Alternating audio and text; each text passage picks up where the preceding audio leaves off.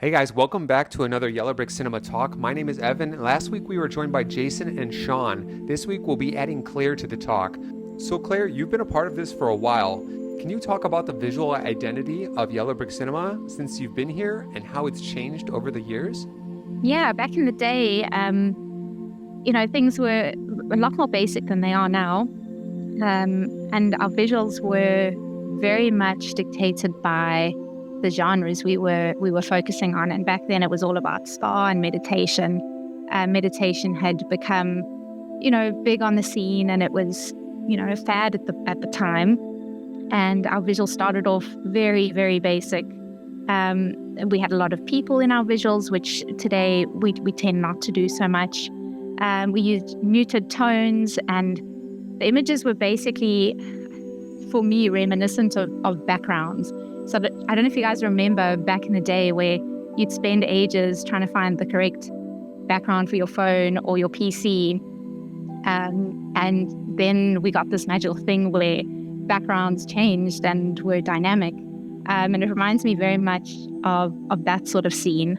So it was all candles and spas and, those Zen stones and very sort of basic type of imagery. And then as time went on, it became a little bit more experimental, and we started editing, using more striking colors, really looking for focal points in our imagery. The lunar image became more popular because we started experimenting more with sleep music. And then, of course, we all know the waterspouts, those bamboo waterspouts, those beautiful green ones that the whole of our niche now just has taken advantage of. It's sort of taken over our entire niche. Evan, I think it was you who spotted one channel adding like 20 waterspouts to one thumbnail. And we all had a good chuckle over that. And at that time, I think the most daring thing we had really tried was a woman in a bikini meditating, and it wasn't intentional. She was sat there with a beautiful sunset behind her. Loved sunsets at the time. And that one really took off. I think the male population was super, super in favor of that one. And funnily enough, we thought, okay, well, this could be something. So we tried a few more, they worked. So we thought, okay, well, let's do some men meditating. And those bombed, which is quite interesting, I think. And then we come to sort of the more present day where we've become a lot more experimental. Very, very saturated purples worked really well for us for a while. Unicorns worked. Evan, you did a waterspout thumbnail which incorporated all of our popular elements. Remind me, it was waterspouts, dolphins. We talked about this last week, how it was almost a meme for us, and it just kind of like took off, and it was crazy. It was dolphins, waterfalls, a sunset, cliffs. I mean, we threw everything at it, and it was just kind of like an inside joke that we had, and it just took off. Maximum relaxation. Yeah, absolutely. Like throw everything at it and see what happens. I mean, it did quite well, Evan, as far as I remember. Yeah, I'm just curious, bringing it back a little bit. I'm so curious because I wonder why people back in the day on YouTube, when the channel was kind of developing, I'm wondering why static images did so well. Do you have like an idea of why static images were so popular? Was it more people just leaving their phones on or their TVs and just letting it play out? I know today the landscape has changed a little bit, or a lot, I guess. But do you have any reasoning why that people just stuck to just maybe more of like a landscape or a photo, just a slideshow versus a video? Yeah, I think there were a couple of reasons. One being that was the thing at the time. To be able to have a screen or, your TV playing beautiful images in the background while you were doing something or having people over, I think was just popular at the time. It's not so distracting. That's another reason. You're there to relax and stay calm. A lot of people were using this within their businesses. So spas in particular were using our music. So to have relaxing visuals that complemented the music and the purpose of the music, that at the same time wasn't super distracting, I think, and it takes people to that place. For some people, sitting and watching beautiful imagery takes you to that place, and it can also be quite nostalgic. I mean, I've traveled to Croatia, my favorite place to have been, and I can sit and watch things where it's just images of Croatia, and for me, that takes me to a happy place.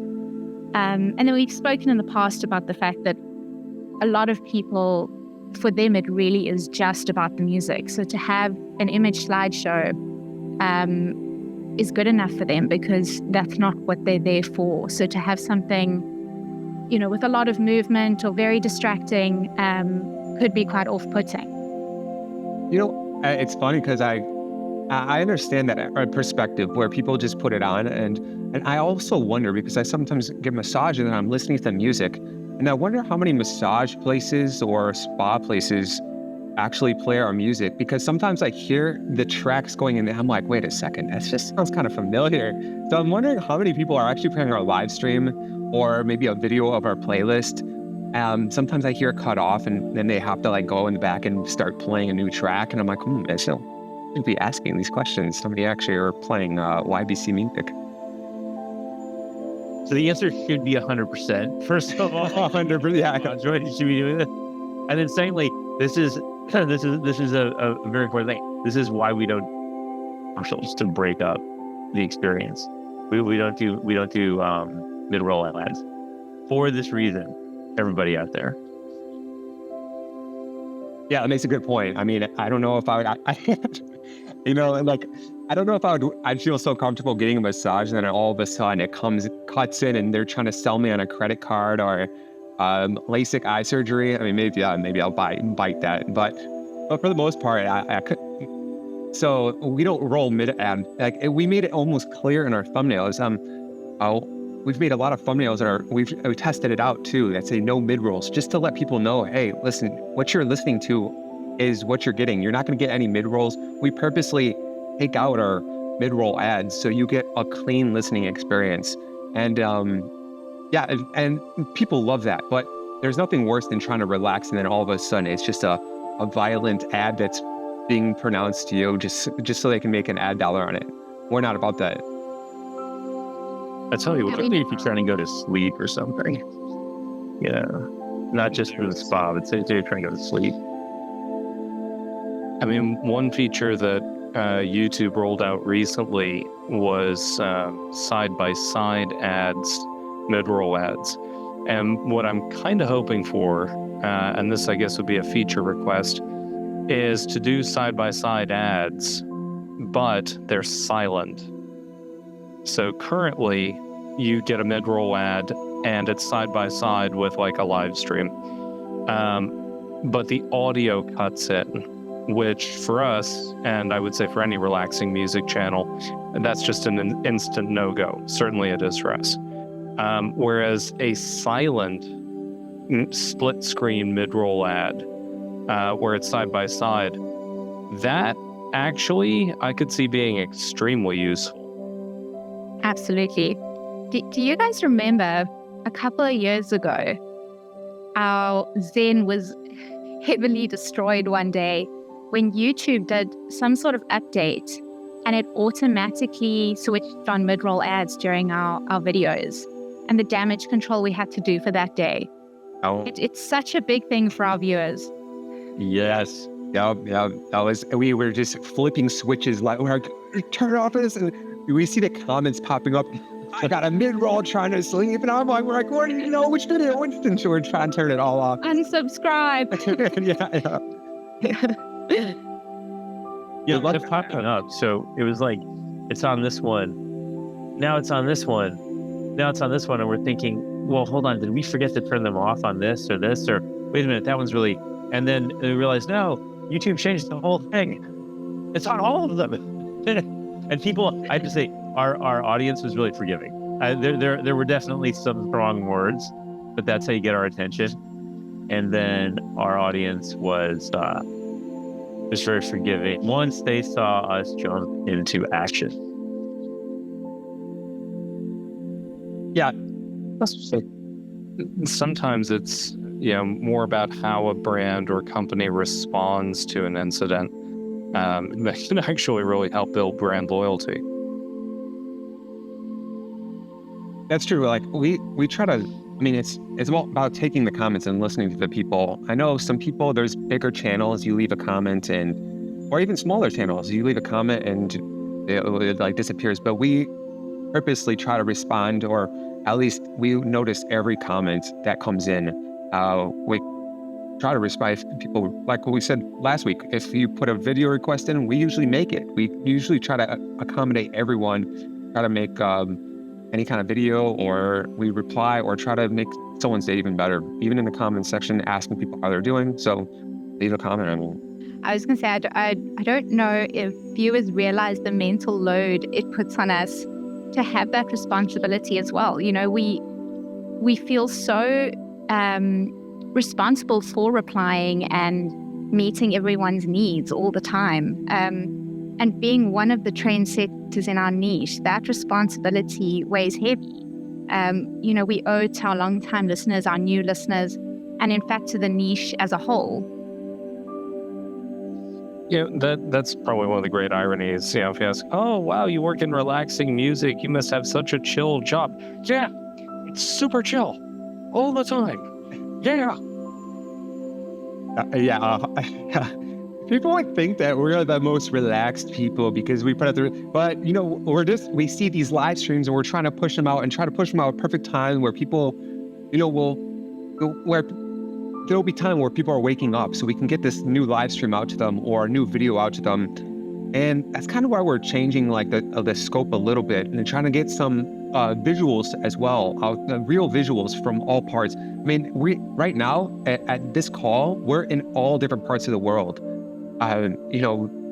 Claire's in South Africa, I'm in Thailand, Sean's in Los Angeles, Jason is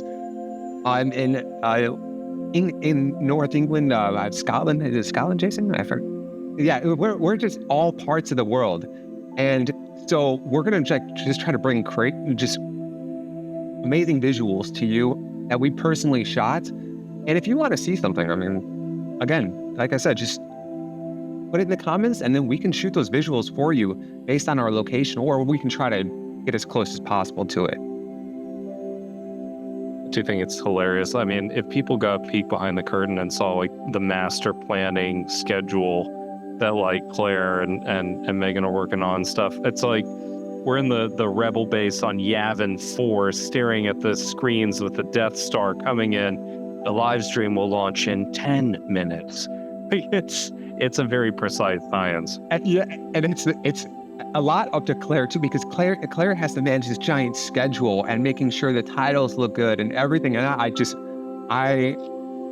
don't know how you do it, Claire. It's impressive. And you have a family. I don't even have family, and I'm stressed out. So I don't even know how you're able to do it, but you do an amazing job. Well, let's actually talk about the planning that goes into that, because we're planning. It's very interesting that planning this out for different time zones and slightly different audiences and different purposes. So there's a big difference between focus and sleep and like late day relaxation. So Claire, you make it look easy, but this is actually this very complex, almost living thing that is constantly in motion. And you're connecting all the dots, figuring out, okay, what's the vibe, and then zooming out from there. What's the thumbnail and the right track, and then what's the goal, and what's this audience feeling at the time? What's that like at this stage of the game, where you just, like I said, you make it look easy, but it's definitely not. Well, thanks, Sean. It is. It's a juggling act. And you get used to it over time. When you do it so often, it becomes second nature to the point where I think for many of us, we can hear one of our tracks nowadays and we'll know our own internal code to that track. We'll know who the composer is just by hearing it, because we're delving into this every day of our lives. But it really is. It's not just about releasing a video and seeing if people like it. It's are we releasing the correct music? Are we releasing a variety of music? Are we meeting the genre needs of our audience? There's times where meditation music is more popular. There's times where sleep music is more popular. It's the visuals. What do people want to see? And that changes constantly.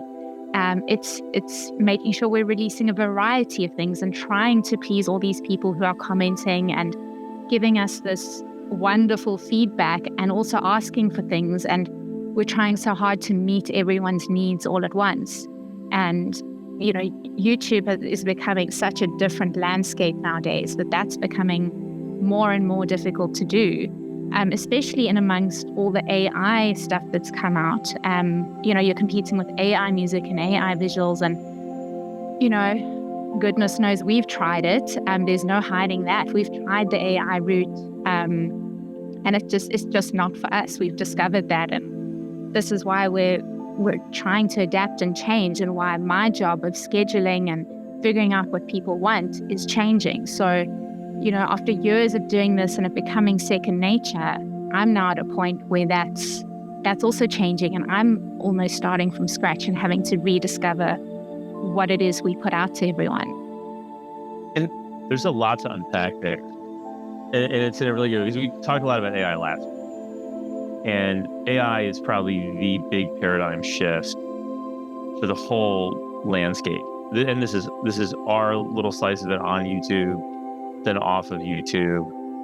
And the context for everybody listening is YouTube started as this visual platform, obviously, and it was part of the nascent wave of user-generated content. Not a lot of people know this, though. YouTube has been the biggest music platform in the world for a while. So this has been the place people go pretty reliably if they hear a song and they want to hear that song again. You Google it and or search it on YouTube. YouTube is also one of the biggest search engines in the world. It's simply the throughput of search traffic on YouTube. So then, with us as a music channel on YouTube, we are in the biggest ecosystem for music. Because again, YouTube is the biggest music platform out there. But like our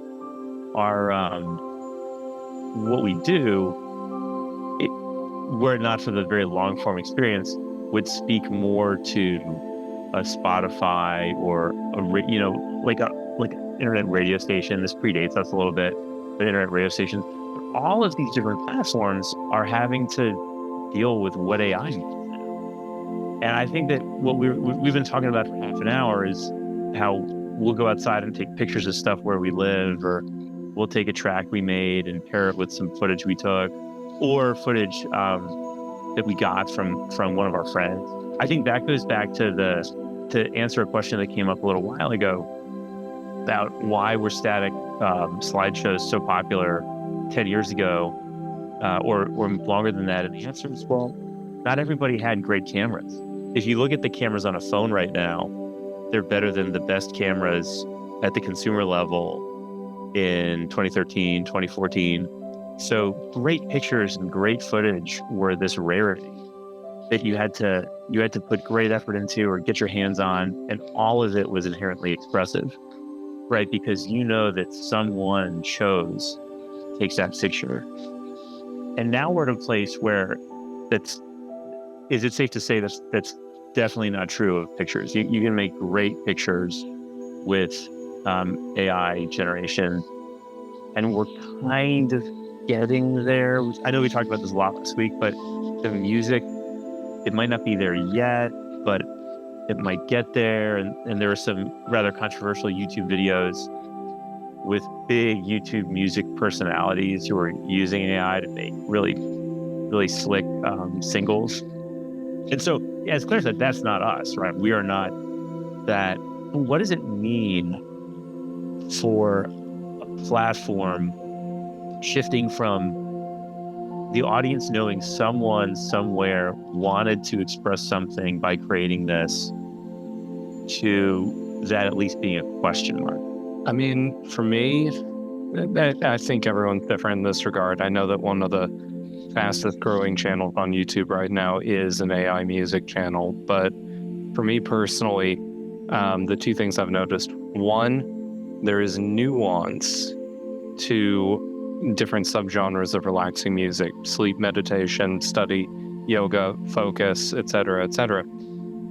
And at the moment, AI is not really capable of that. But for me personally, I kind of need that human element.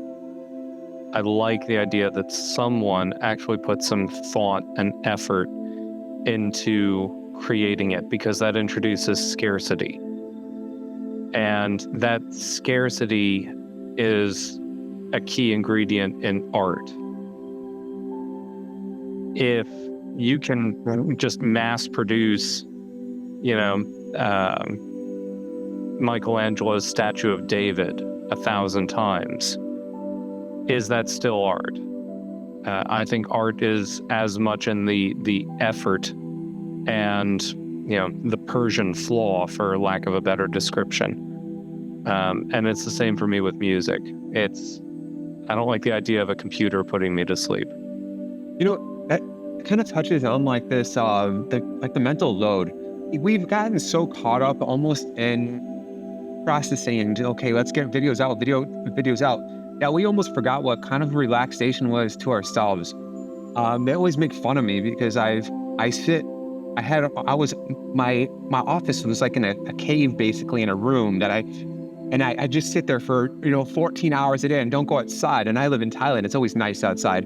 And then it's like, it's like we got to step back for a second and like what's relaxation? What's even relaxation? Like, how can I perceive relaxation if I can't feel it myself? So it's like, when we go out and film, we're like, all right, I'm going to go to a park and film. That sounds relaxing to me. Let's go film this. Let's go on a bike ride. Let's go on a walk. And if this is relaxing to me, and it's going to be different personalities of relaxation. And for me, sometimes it is going to a park. Sometimes it is walking down the street where it's people watching. And I think that's the fun human element. And there is going to be those flaws, those nuances, but I think that's almost the human nature of it, that essentially that AI won't be able to replicate. The quality is not going to be 4K. It's not going to be like a major motion picture. It's going to be shot raw in a nice clean format that's relaxing to us, and we want that to be perceived through our lens to you. That's really powerful. And then you touched on something else, which is pre-AI, there was still this YouTube game, like the traffic game, where you're looking at your analytics and there are competitors flooding different genres, trying to figure out how to do what you're doing, but do it cheaper or do it faster. And everyone has their version of this on YouTube. Outside of music, like there were certain kinds of videos that became mass producible, and the way channels would stay ahead of that is by really optimizing when they would upload or how they would upload or their frequency of it. But it becomes this very analytical game. And art, like Jason's saying, is stepping outside of that. Now, art it's weird. It's not just making things for yourself. So when I say stepping outside of that, it's not like, oh, I'm just going to make this statue for myself, or I'm just going to make this music for myself. As a musician, other people are part of the equation, right? So from the earliest days, my friends and I would get together and jam. Even if there was no audience, we were at least jamming for each other. And then when there was an audience, it was like a life-changing experience. So we're definitely making art and making expressive videos for other people, for the people who watch them. And that's millions and millions of people. So that really, that's a responsibility we have, whether it's like if the YouTube analytics game gets too intense, or AI becomes just this thing that people can't get away from, we still have millions and millions of people that we're shipping content to. And that's kind of a slang term, but what it really means is we're making this expressive experience for them. And we've certainly never lost sight of that. That's why we're doing these podcasts, and that's why we're taking the channel in that very authentic direction. Well, here's an interesting question. Is there such a thing as too perfect metadata? So write a video description, and one of the things that YouTube has been banging on about is, don't do keyword stuffing, make it authentic.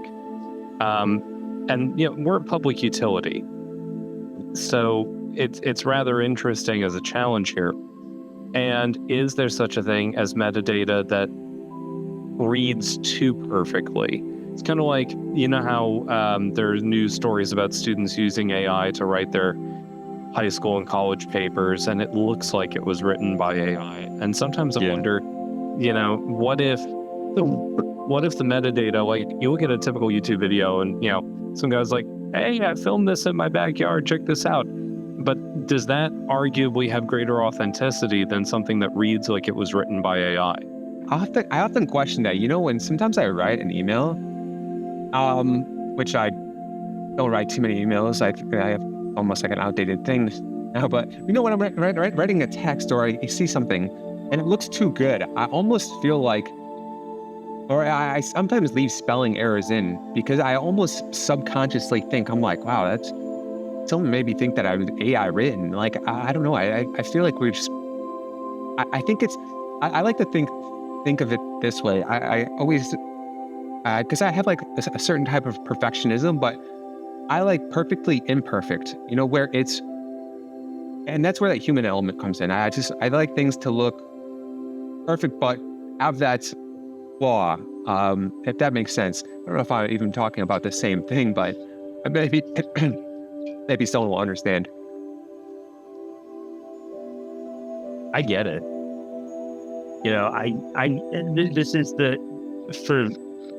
This might sound deep, but for thousands and thousands of years, humans were chasing a kind of perfection where our output, whether it's art or physicality or something, it's chasing this like platonic ideal that almost approximates a machine. And then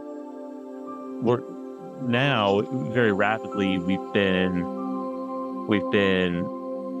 confronted with a version of what that looks like, which is just like, people talk about the great American novelist. Okay, well, now you can write 1,000 of them, and if it's trained on, you could train something on a specific author or like a kind of a genre, and then or write the perfect email. Let's use email for example. Write the perfect cover letter, and it's going to train on the history of cover letters. And you if you wanted to really optimize it yourself, you could get a bunch of cover letters that led to good outcomes, or get a bunch of emails that led to the desired outcome, and then train an AI system for how to do it. But it's like, it's too perfect. And what you're looking for now is the human take on things, which is different from write the perfect book report or write the perfect email with perfect succinctness and perfect use of prepositions and adverbs. I think that extends to music too. And that actually extends to metadata, scheduling releases for a YouTube channel, where, Jason, you say, well, is there metadata that's too perfect? Are there automated scheduling tools that can drop YouTube videos at such and such times based on such and such variables? Sure, but it's never gonna match what Claire's thinking just by picking up on vibes and watching a cut of a video and listening to one of the tracks and saying, you know what, this goes with this and this and here's a thumbnail that ties it all together, and now's one feels right. There's just nothing like that, because at the end of the day, Claire's the one, pushing that button versus a bunch of data triggering the same outcome, but with no soul behind it. That's actually a really important point that you make. I see this, and I think we've touched about this long before, is, I think there is too perfect titling, and I see this as, if there's a bunch of music relaxation channels, and there's thousands, there's maybe hundreds of thousands of relaxation channels and videos that go up. What they're doing now is they're using AI, and they're saying, give me the perfect title for this. And what it's coming up with is a generic title that's perfect in essence, but it's the same title as every other person that's typing in that same prompt. And so what you're getting is a generic title, a generic perfect title. And like you said, it kind of just goes off like the vibe, like, you know what? A nice walk down the river. And that sometimes it's the simple titles that sell, and that's all you need. Is it doesn't need to be perfect. It just needs to fit the video and, quote unquote, the vibe. Yeah, on top of that, part and parcel of this decline in, say, creative authenticity is that you've also got this amazing machine that is YouTube, where they are spitting out analytics at you left, right, and center to help you. We've got an inspiration tab now virtually telling you what to release. And we can get so sort of tunnel visioned into what our audience supposedly wants, what time of day they want it, what visuals they want, how long they want it to be, that combined with this AI pressure, you really do tend to forget about just that basic creativity, and you start tailoring everything to what analytics are telling you, as opposed to what we're now hoping to do in the coming months of just sort of taking it not back to basics, but back to creativity, where each of us is doing authentic things and communicating with each other about it. And is there something you'd like to see? And what are your ideas? And how can you contribute? And it's quite hard to pull yourself out of all of those analytics and what AI is telling you to do, and because they're telling you this is what will work, but we're forgetting to listen to intuition a lot of the time. I want to hack, not really joking, but it's a joke. I want to hack the training data for these AI models on the inspiration tab and just substitute every third noun with the word llama, so that 1 million YouTube channels are like, oh, okay, we need to put llamas in the title. We need to put llamas on the thumbnail. We need to have llamas in the description. I want such a complete non sequitur. It'll be like freaking cow clicker 20 years ago on Facebook. It'll be exactly that same sort of just massive trolling of the machine. And now I'm going to shush before Interpol shows up at my door. It's funny. It's funny, and it's also real. So that's a very nuanced laugh right there. It's a kind of funny, ironically, because although not llama, but the Waterspout theme, I believe, if I'm not mistaken, Claire, you probably know best, but the original Waterspout theme came from Yellow Brick Cinema. I think it was maybe you or Megan's video that actually was the original Waterspout theme. Is that correct, or am I just making up stuff for clicks? I don't know. Is that true? Yeah, look, I think so. It was exactly what I was going to say to Jason's comment, is that I'm pretty sure someone hacked in, and instead of doing the llama thing, they did bamboo waterspouts, because our niche was just one big ass bamboo waterspout. And as far as I'm aware, we started that, stock images of bamboo waterspouts that took off, millions of views, and it now sort of dominates the niche to the point where it's actually laughable. And the AI generation of them, I mean, I don't know if you guys remember trying to AI generate bamboo spouts, and especially in the first few months, they were terrible. We just didn't end up using them. And it's funny because we do a lot of research with like our videos. I know sometimes you see our videos and you're like, oh, it's just, you'll see a slideshow and you'll think, oh, but a lot of our videos, we do extensive research and watch other channels to see what they do. And we see they use the bamboo water spouts, but they don't just do a bamboo water spout. They do 3 bamboo water spouts. We've seen 10 bamboo water spouts. It's gotten ridiculous what we've seen. Like there was a channel, I think there was like 40 bamboo water spouts because they're like, if this works, let's just keep doing it. We'll give some context. Go ahead. Then I want to give some context here. Sorry, just a quick one. I remember the first bamboo water spout AI generation video that I created. It was pouring blood, and that was all I could get it to do, and that was the only water spout I could get through AI in the first few months of Relaxing. Yeah, really. And I think at one point I joked we should use it for Halloween, but we decided it was a bit too gnarly for that. So for anyone listening, what a bamboo water spout is, imagine the relaxing trickling of water, and it's coming out of this this piece of bamboo that's slightly tilted, and it's in a beautiful pond or a stream. So it's like this little faucet type thing. And if everyone else on the pod knows or knew this before we started using those visuals, congratulations, you're brilliant. I did not. So I did not know what this was until we started doing it. And then it was so funny to learn, okay, this is a thing. There is a term for it. Pretty niche though. It's not like I had one in my house. I thought, oh, okay, this is great. So this is what's making, in my imagination, the relaxing sound of running water that we use. Okay, this is great. This is great. And it was so funny to see them pop up as this logo, this unofficial logo for, hey, everybody, relax now. It's like, okay, well, in this thumbnail, there's 2, or in this thumbnail, there's 3. And so that's what everyone's talking about when you say, and it got up to, there's water spouts pouring into other water spouts that are pouring into other water spouts. And clearly this is by creators who don't really care about this. So they're just thinking these are getting clicks, but it got to the extent that it was, it got out of control is what it got. And the really funny thing is it was probably people doing it. It wasn't AI doing it yet. It's people using AI systems to make these very funny thumbnails.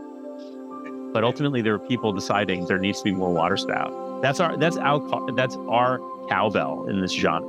If you want more cowbell, we know people who want more water spout.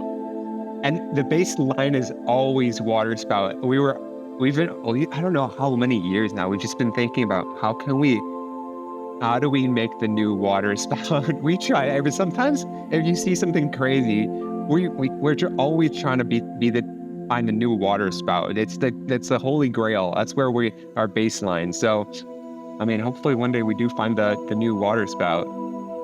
But until then, the water spout wins. And if you still don't know what a water spout is after Sean's lovely explanation, all you have to do is search relaxing music or spa music in YouTube, and you'll see about 50 variations of it. Actually, on that note, okay, if anybody has a water spout, if anyone's like, what is Sean talking about? How does Sean not know what a bamboo water spout is a few years ago? Comment now and say, you say, I have one. How do you not know this? If someone has one, drop a comment at their house. If you have like a koi pond or something, then first of all, you've got style. And secondly, if you've got a water spout, if you have like 50 water spouts and one's feeding into another, and if you're the person who uploaded that thumbnail and that was not AI, and that's just a picture of your water spouts in your koi pond, you definitely need to drop a comment because we need to talk about this. Yeah, and we need some footage from you.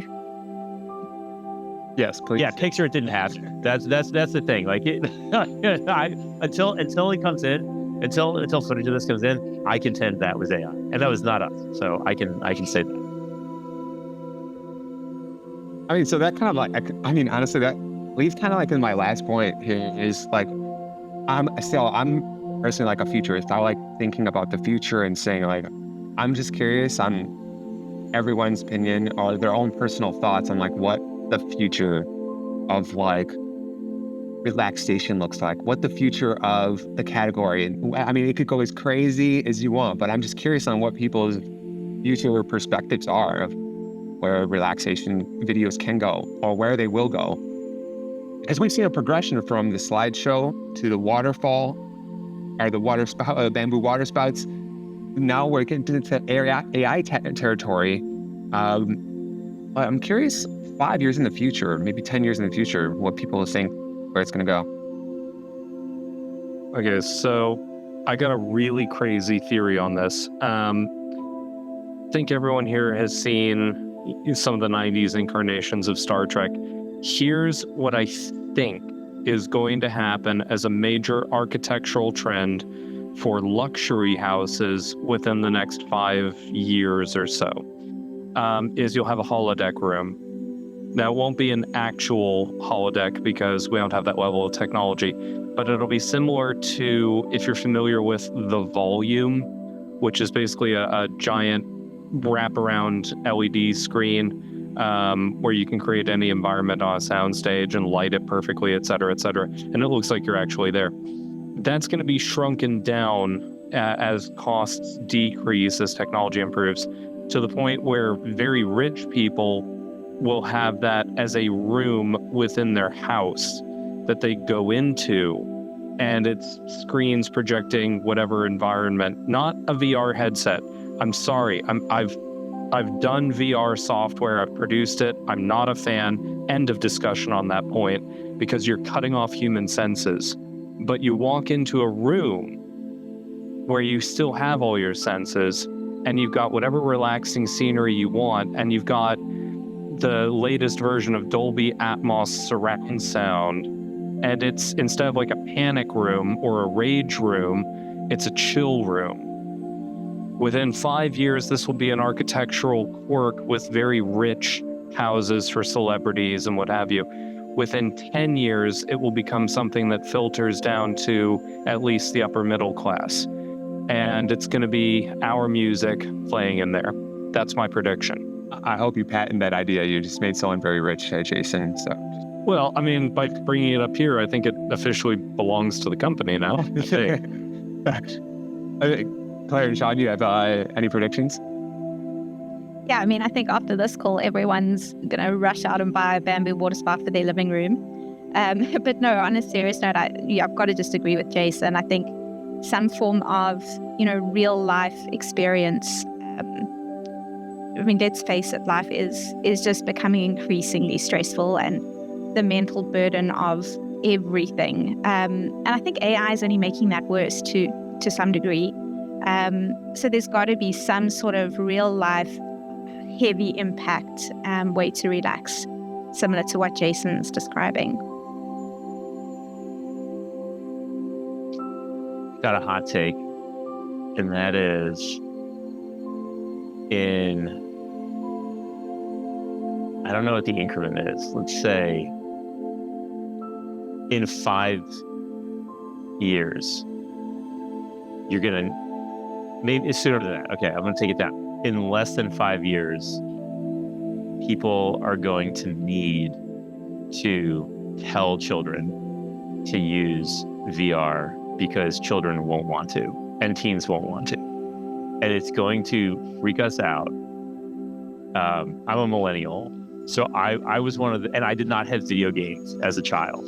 So I was one of the children who wanted to play video games, and you had to tell me to do my homework. Now, fortunately, I didn't have the video games, but I think that with the direction of content and device technology, people are going to prioritize authenticity and ease, seamlessness.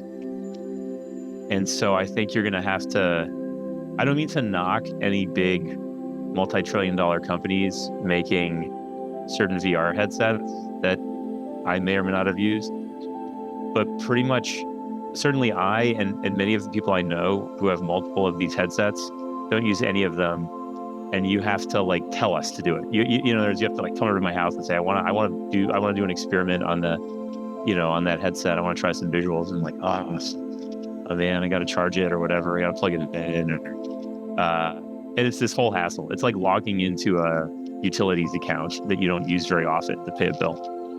I think that's going to happen at scale with young people. And I think young people are going to use AI systems with voice. And I think they're going to try to spend more and more time outside. I think they're going to seek each other out to interact with each other. So it'll be the equivalent. I also think that work and schoolwork and AI systems and virtual reality are going to merge. So for example, using VR for like work training is awesome. And using VR for somewhat tactile education is awesome. But I think you're going to have to tell kids, hey, you know, you have to put your VR headset on and learn about such and such because they would rather go outside. And it's gonna freak millennials out. It's gonna seem so. I think we have our defenses in potentially the wrong places. We think that a bunch of stuff that is undesirable to younger generations is actually super desirable. And so we're prepared to defend it, and like no one's coming. You know, there's not going to be contact on those fronts. And so where does that leave content for relaxation? Well, like Claire said, I think relaxation is going to become way more important. It's going to become way harder because everyone's inundated with digital stuff that they have to do versus being terminally online 10 years ago or something. That was your call. But now you pretty much have to be terminally online to function in education, work, and then managing the various things, the bills you have to pay and so forth in your everyday life. So I think there's going to be a real premium on simplicity and authenticity with relaxation. I think unplugging is hard. And so that's why we're like threading that needle of this is going to be deeply expressive content. It already is. I think we're just shining a spotlight on it. This is deeply expressive content, and the audience knows the full boundary of it. So we're not trying to get you to like download expansions to video games, or we're not trying to hook you into really addictive stories. We agree that, you know, you are trying to relax or go to sleep or what have you, or focus. So we're going to help you do that really with no strings attached. And you can do it on your mobile device outside, or, you know, while you're in your room. And we're just and we are art. At the end of the day, we are making this content from the heart, and every piece of it one of us thought about. And so that's what I think. I think in 10 years, people are going to be outside listening to Yellow Brick Cinema. I mean, okay, so maybe this is where I sound like the complete crazy person here. I mean, I think you're right, and to a certain extent. So I have two versions of what I think the future of relaxation is going to look like. You know, I think it's going to, the first part of it is going to be AR in a form factor that's very lightweight. Think of sunglasses, where you're just doing your studies, and then all of a sudden you could just do a swipe or whatever, and you can have waterfalls that will completely flush out your vision of the life and only focus on what you need to do. So you can be looking on your computer and you can have waterfalls relaxing right around it and block all the surrounding aspects of things. That would be like the first more realistic versions. Now, the second version, this is where I sound a little crazy. This is in the future where there's like Neuralink style, where you won't even have to have anything. It will basically just be like a Neuralink style implant that will stimulate certain certain parts of your brain to give you that dopamine to give you that relaxation, where you don't even need to almost watch anything. And who knows, maybe there will be some kind of mix between that plus the visual aspect, but I think that would be an incorporation into it in the future.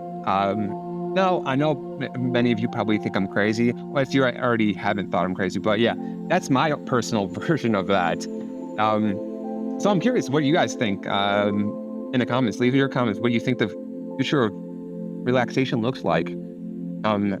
Also, anyone else here have any questions or have anything to say? I'm up to hear. And then, no, we can just close things out.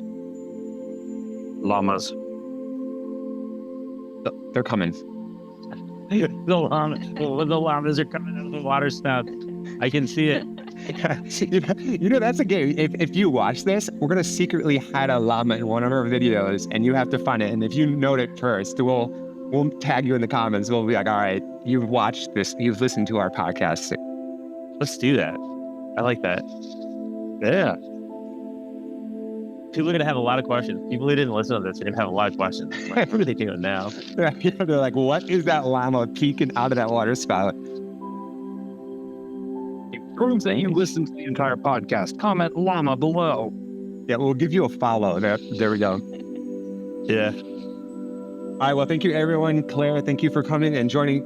And I appreciate Sean, Jason as well.